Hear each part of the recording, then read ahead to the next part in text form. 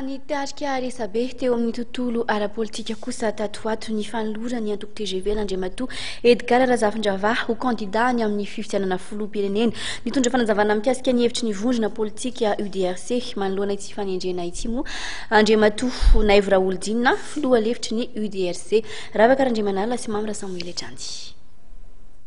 Iray ary tsy mivaky ny UDRC ary mbola nitazona ny fanapahan-kevitra ny fanarahana makasika ny fanohanana izay candidat tohana ny filohan'ny tetezamita Andry Rajoelina mandritra ny fifidianana filoham-pirenena tanterahana amin'ity taona ity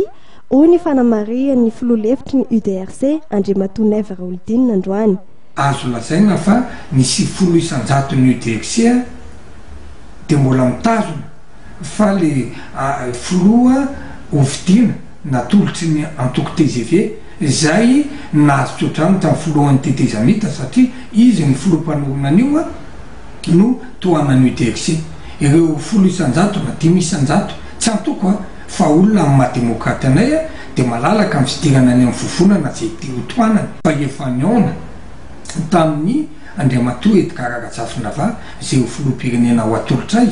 ary nametraka tsy hoe nanaratra ny rano fotsiny zay hoe efa nitendren'ny TGV dia ekenay fa nisy projet de société na fiara-monina zay efa nentinay tao aminy. Tamin'izay fiona ny solotenan'ny UDRC tamin'ny candidat ny antoko TGV Edgar Razafindrava izay moa no nisy ny fifanarahany rotota amin'ny famonona ny vinavina mpiara-monina ireo antokony UDRC amin'ny vinavina mpiara-monina Andriamatoa Edgar Razafindrava.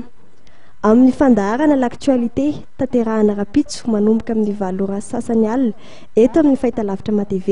no hitondran'Andriamatoa Naivo Raolodinina fanazavana makasika ny fahitany UDRC nitoetra raha eto amin'ny firenena amin'izao fotoana izao ary makasika ihany koa ny rarahana altiny eo anifiny ity vondrona politika ity.